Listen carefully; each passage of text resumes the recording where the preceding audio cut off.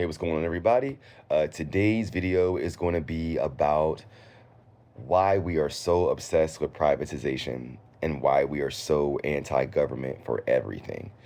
So let's just get into it. Um, I feel like America uniquely is anti-government just in our history.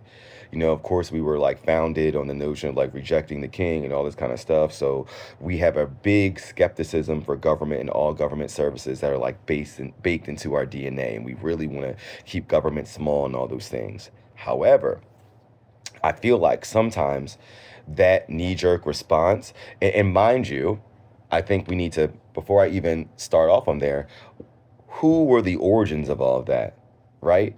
Most of the interests of people that were like, oh, big government is bad, were the wealthy businessmen, right? Because they were people that were benefiting and they did not want government. Like, remember, it was all about taxes, right? So the really reason why we revolted from Britain was because of taxes. It really wasn't because of anything else, because all the rich people wanted to keep their taxes for themselves. And so I think we have to understand that is the origin of why we don't like government in this nation. It's not because of just like this big tyrannical thing, actually. It's because of rich white men really wanted to keep more of their money.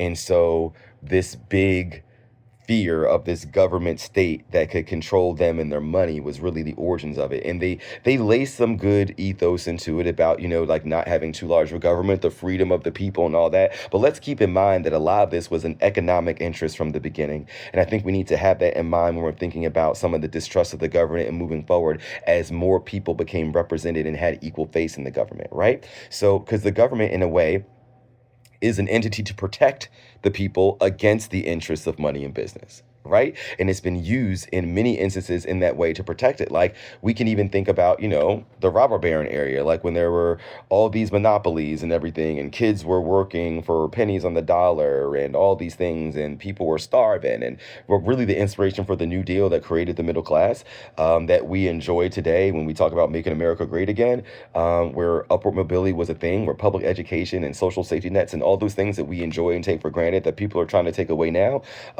Those are the real things that government did. And do you think that private business wanted any of that?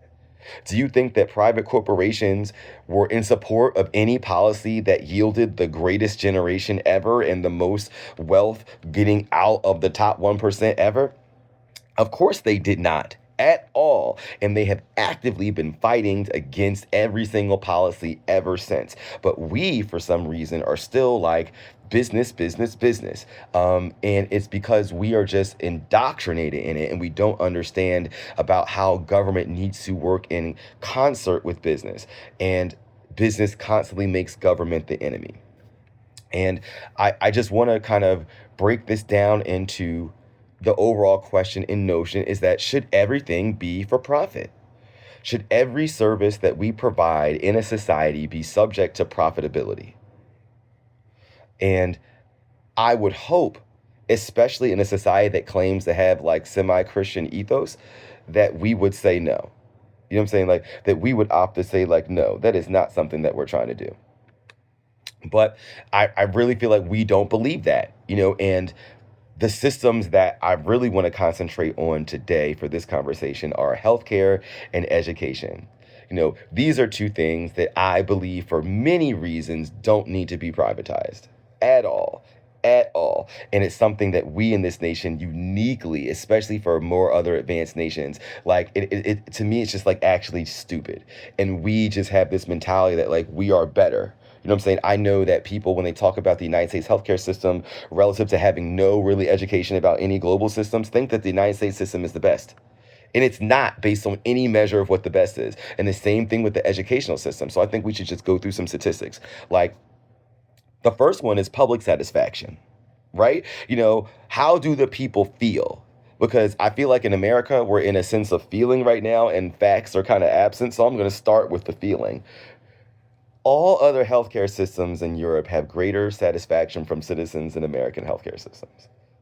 Every single one. Now, I know in America, and I've been guilty of this, I've heard like, oh, people don't like it. Certain people come to America to get healthcare and blah, blah, blah. Most of them don't. 98% of people don't. You know who comes to America? The super wealthy rich people who can afford the a la carte system that's here in America. So, of course, and that is open to everywhere. Of course, if you want to go and get like the super experimental drugs and super expensive stuff, like that's not something that's like unique to an American system. You can go and get that. You can get some of those services in the UK and in Europe. But the difference is when you get a cold, it's not going to break your bank. In America, the number one reason for people going into debt is healthcare. Healthcare, still today, even with Obamacare, even with all the things, healthcare is still the number one reason people go into debt. Is that something that should be okay? Should people go into debt being healthy, like trying to be healthcare? And on top of that, we spend almost double per patient in America. Double. Right? So it's more expensive here in America and people don't like it as much. But let's look at our outcomes, right? Let's say, is it actually having better, healthy outcomes? America's healthcare system has worse healthcare outcomes than the majority of European healthcare systems. So we're not even getting better. So people don't like it as much. The outcomes are worse. The costs are more.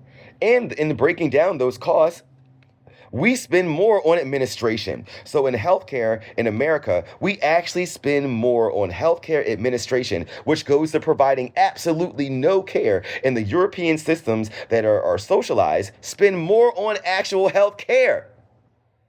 So while America spends more overall on healthcare, we actually get less money on medical care. Most of that money goes to administration. So I'm asking you, what are we getting? There is no way that our healthcare system is better. It only benefits the middleman because they collect our tax dollars and all these healthcare companies get rich off of us. And then we're not even healthy, right? United Healthcare, they deny our coverage, they appeal it, they do all these things. We're not happy. In addition, our prescription drugs are 3 times more expensive than the rest of the world because the healthcare companies and our government and the private corporations have nestled into the cake that we can't negotiate for the drug prices. So we're paying 3 times more expensive. So how is that better? Why are you holding up? Why is it that you have to have a healthcare related to a job? A job? What? Why can't you directly connect to a healthcare system? And why is it more expensive for you to connect than a job? Because it's going to try and make you a slave to that employer, right? So you can't, like, and as an independent contractor, right? As a lot of people are doing entrepreneurship and being social media influencers, that fucks them over. Right? So it's like, what I need to know actually is why are we keeping this privatized system? There is literally no reasonable explanation based on cost, based on the administration, based on personal satisfaction, based on outcomes, based on people living longer. There is literally nothing that suggests that a privatized healthcare system is better for us. But yet, that's what MAGA is proposing. And they're trying to get rid of the little bit of socialized healthcare medicine that we have. They're trying to get rid of Obamacare. They're trying to reduce Social Security and Medicaid. Right? So what is that saying? Like, we're fucking stupid. We're actually fucking dumb. We're talking about saving money, having better outcomes. Why would we not probe into that? Let's get into education. Same shit, basically. I mean, I'm gonna try and cut this short. We spend more on education in America, and we're dumb as fuck. Our literacy rates are some of the lowest in the industrialized world. Our math rates are some of the lowest. Our college attendance rates are some of the lowest. Our educational systems are some of the most expensive.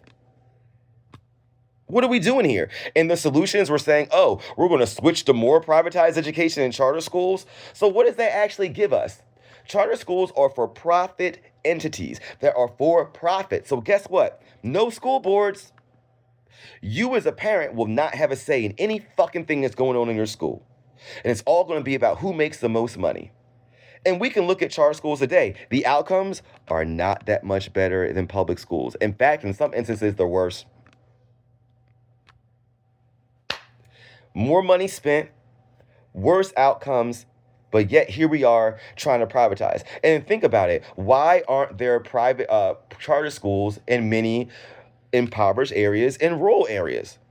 It's the same reason why there aren't many medical facilities in those areas or why they don't have high-speed broadband. Because if you do that shit based on a sole for profit model, it's not profitable. It's not profitable to have those high services and those high education things in rural areas where it's not like massive people coming. They can't make money. That's why they don't operate there.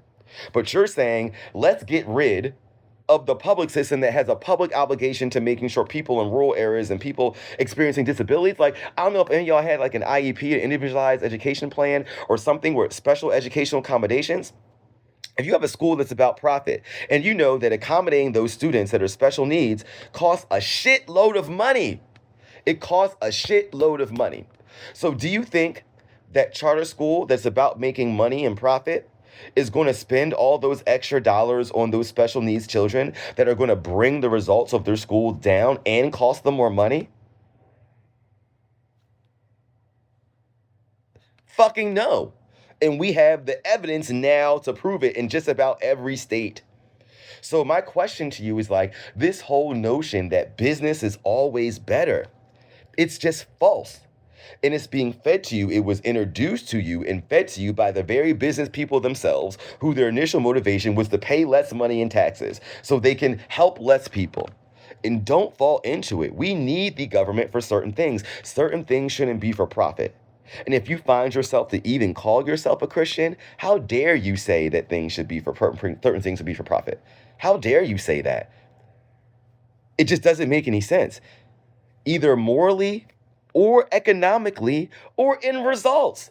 So let's just think about it differently, yo. Socialization and socialism in certain things is not the devil.